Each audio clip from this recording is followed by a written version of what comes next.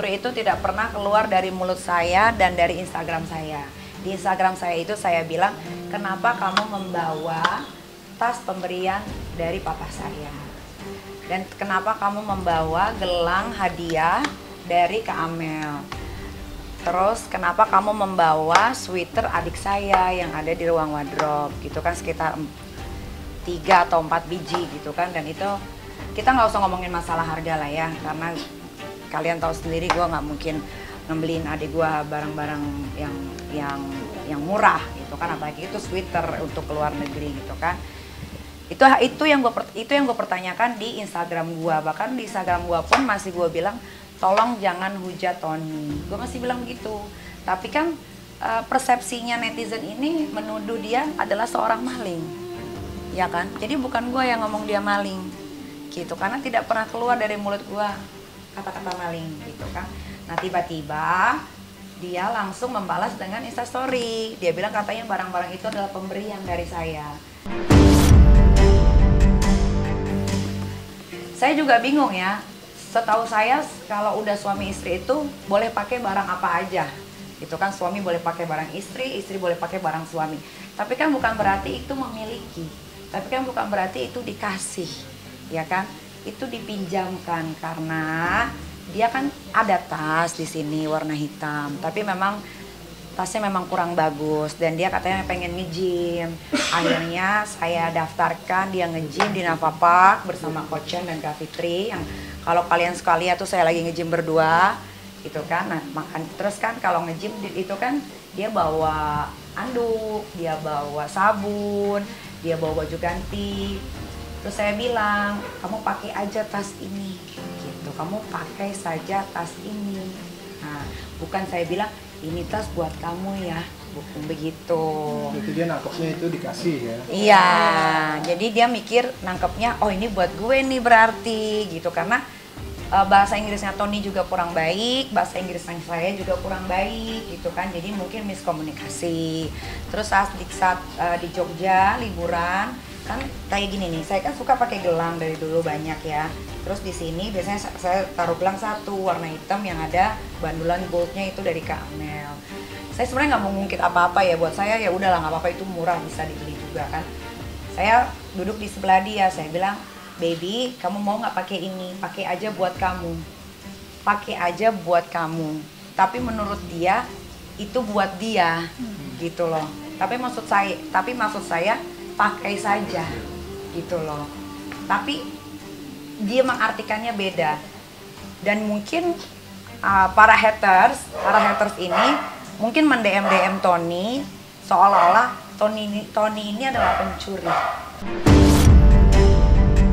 Kalau nominal uang itu 92 juta itu, jadi waktu saya lagi berantem sama Tony, saya harus ke Swiss karena saya mau healing. Terus dia tahu saat itu saya mau ke Swiss.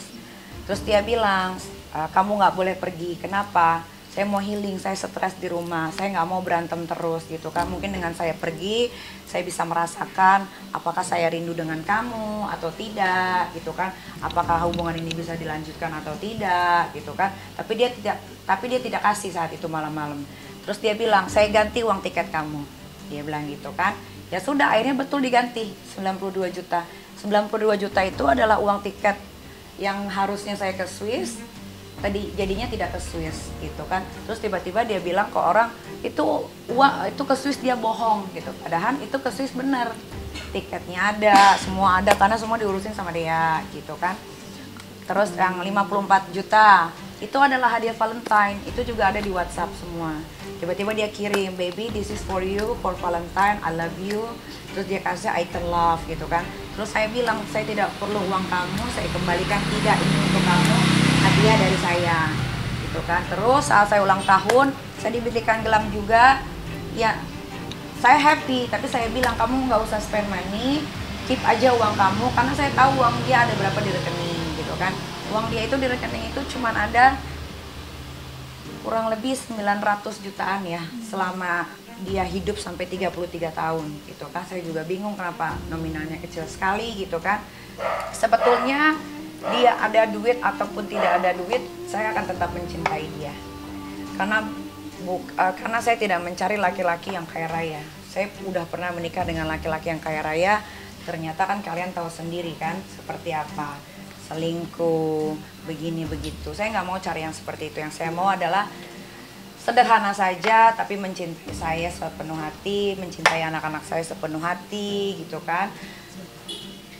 Kalau soal pekerjaannya, memang Tony kan tidak ada pekerjaan sebetulnya, karena kan dia sudah retired dari kepolisian gitu. Tapi dia tetap diberikan salary dari kepolisian sebesar 20 juta setiap bulan. Nah, itulah yang dia pakai untuk membiayai hidupnya. Lalu kalau yang saya tebak dan bukan saya tebak ya, saya merenung gitu kemarin, kenapa ya kok tiba-tiba dia begini? Oh, saya baru tahu. Mungkin ini pembelaan diri dia kepada netizen Indonesia supaya dia tidak dijelek-jelekan gitu.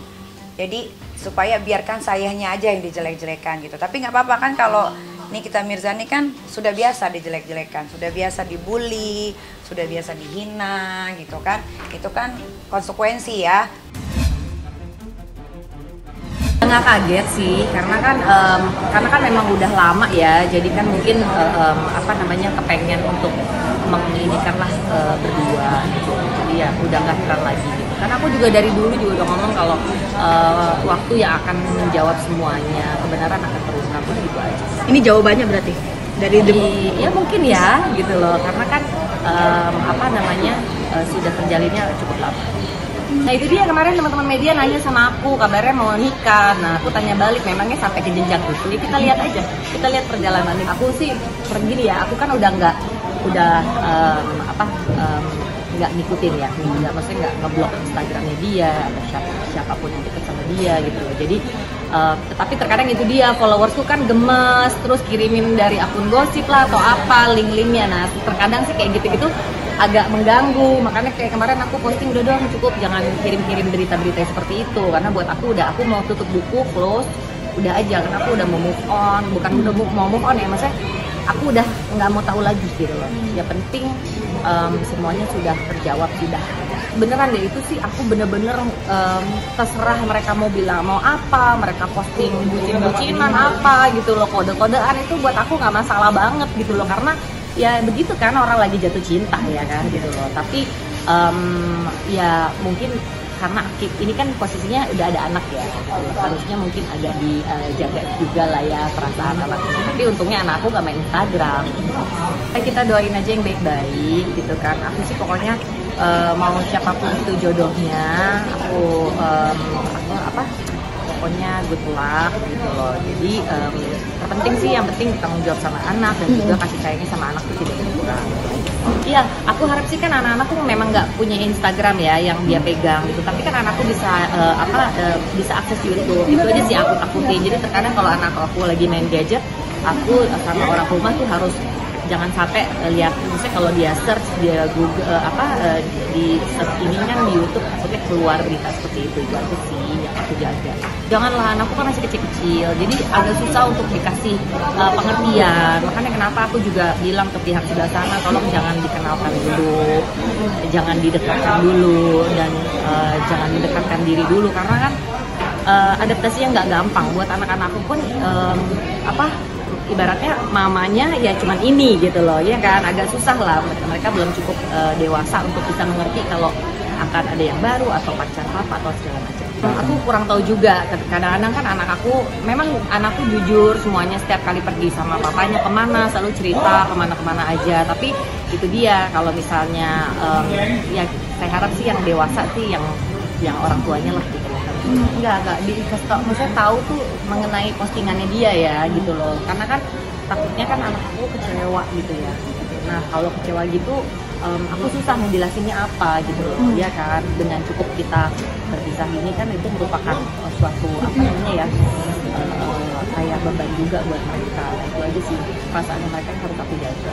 Enggak lah, kalau untuk jealous, rasa kecewa atau apa udah lewat ya masa-masanya. Kan aku juga memang yang aku inginkan kan memang status ini udah dari beberapa tahun yang lalu. Jadi alhamdulillahnya lah gitu loh, ini udah bulan kedua aku mendapatkan status baru ini gitu. Jadi aku lagi ya happy sama teman, punya teman baru, circle baru gitu, dan happy juga sama anak-anak, lebaran bareng sama mereka gitu. Oh fine aja, aku tetap fleksibel ya, tiap 2 minggu sekali kita bergantian untuk aku ngasih ke bapaknya. Terkadang kayak minggu ini aku nanya mau dijemput kapan gitu. Yang penting kalau sekolah anak jangan diganggu, itu aja sih. Pas kemarin ini sempet ya kecil ya, lebih kritis gitu loh, sempet nanya kenapa papahnya nggak satu rumah sama kita, tapi sekarang udah ngerti kok.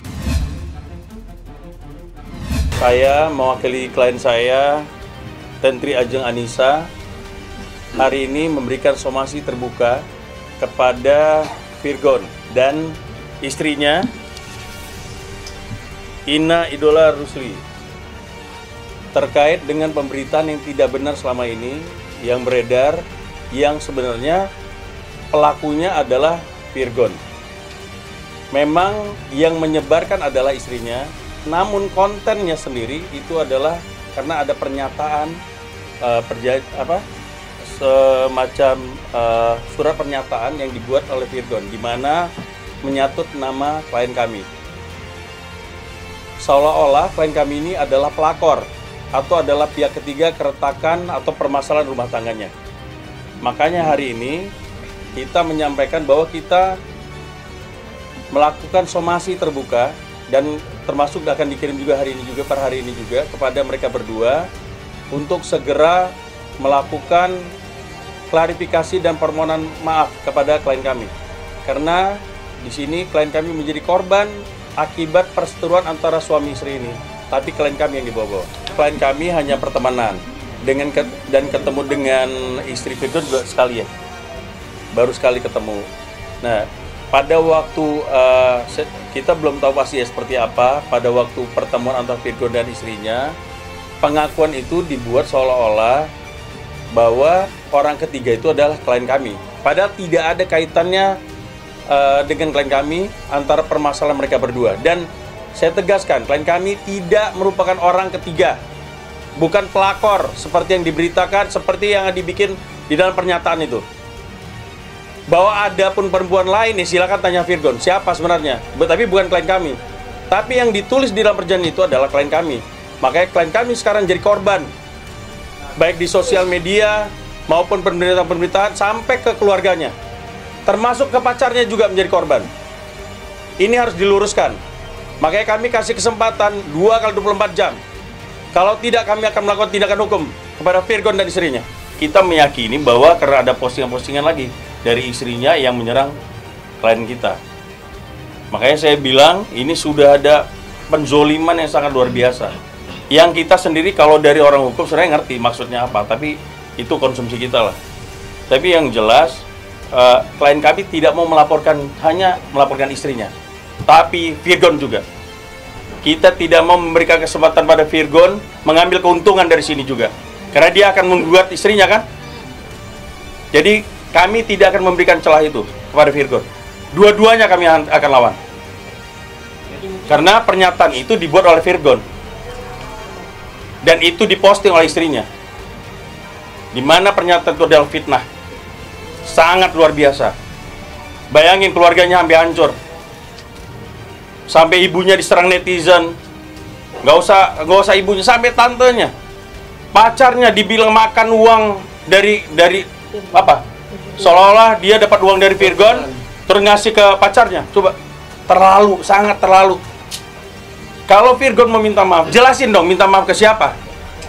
Ke istrinya atau ke siapa? Harus jelas. Jangan bilang ini udah clear dengan kerendahan hati.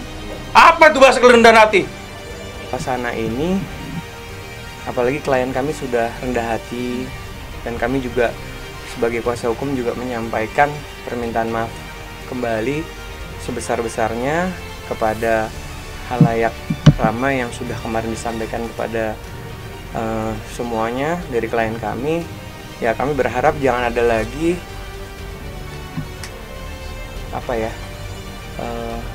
pernyataan terhadap klien kami yang menyudutkan atau mencemarkan nama baik klien kami. Mohon maaf, kuasa hukum menyampaikan bahwa dengan kerendahan hati kliennya sudah Meminta maaf. Meminta maaf ke siapa? Jelas dong. Siapa yang dilukai di sini? Urusan rumah tangga dia, urusan rumah dia. Jangan bawa orang lain. Harus jelas dong. Dengan siapa dia berbuat? Ini dia berbuat dengan siapa? Orang lain yang dituduh. Bayang keluarga orang rusak. Sampai ibunya diserang, pacarnya diserang, kemana-mana. Efeknya, jelasin dong yang jelas. Ke siapa minta maafnya? Enak banget klarifikasi kayak gitu. Dibilang udah dengan kerendahan hati. Kerendahan hati dari mana? Jelas gitu. Sebut siapa namanya. Kalau nggak kami yang buka. Oke?